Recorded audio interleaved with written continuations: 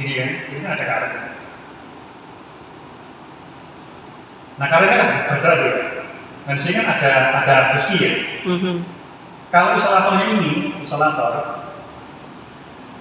ini nggak akan nyetrum. Ini tidak ini konduktor, namanya konduktor. Isolator. Bersifat isolatif, dia tidak dapat mengantarkan arus listrik. Cuma bagian di bawah ini itu kan bersifat konduktif. Ada beberapa komponen yang bersifat konduktif. Nah gesekan antara komponen ini dan isolatif ini, karet ini dengan besi, itulah yang membuat listrik arus. Nah cuma ketika kita megang bagian atau surface dari isolator ini, itu kan ada beberapa kondisi di mana kita tuh bukannya megang di sisi permukaan sini. Ini misalnya karet ini. Kita tuh tanpa sadar itu bukan dari sini, tapi kita megang di sini.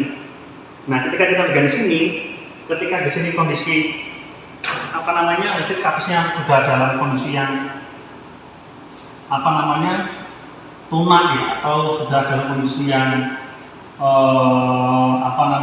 over gitu. Nah, tubuh kita ini kan bersifat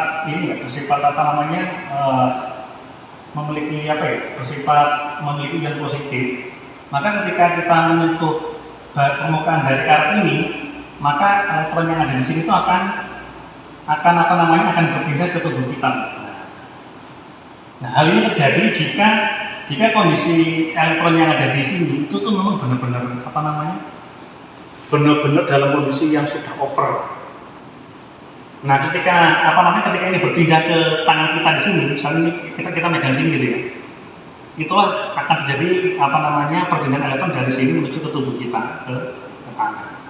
Nah, hal ini yang menyebabkan kita tuh mengalami suatu kondisi yang bisa kita katakan tersetrum seperti itu. Dikarenakan adanya listrik statis. Ini isolator ini nggak akan nyetrum. Ini tidak ini konduktor, namanya konduktor. Isolator. Bersifat isolatif, dia tidak dapat mengantarkan arus listrik. Cuma bagian di bawah ini itu kan bersifat konduktif. Ada beberapa komponen yang bersifat konduktif.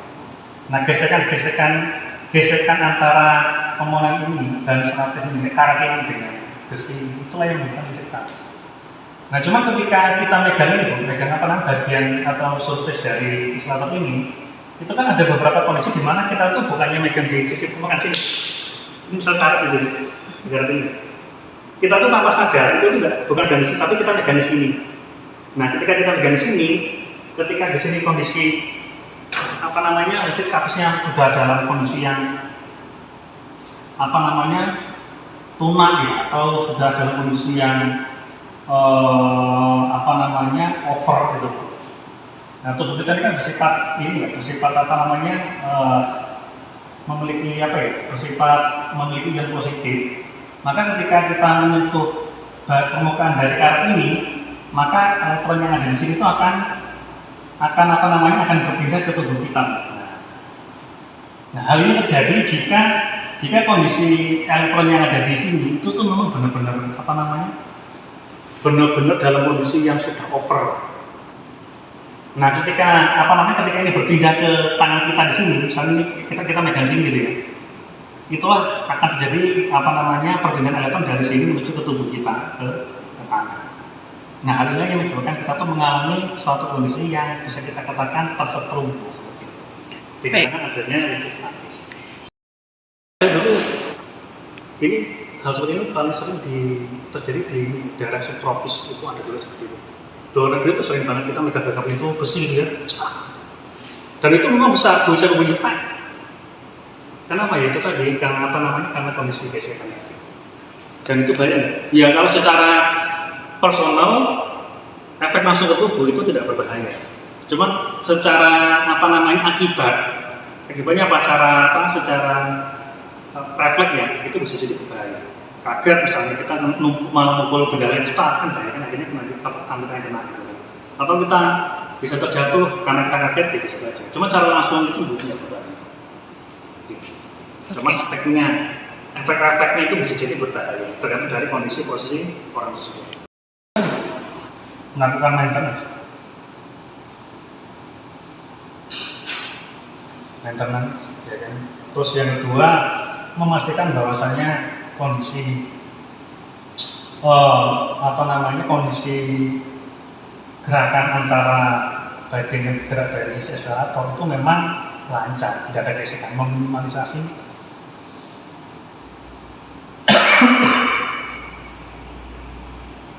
gesekan.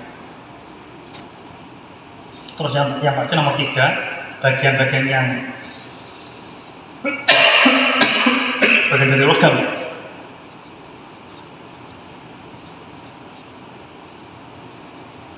itu di bonding plus dan di grounding kan.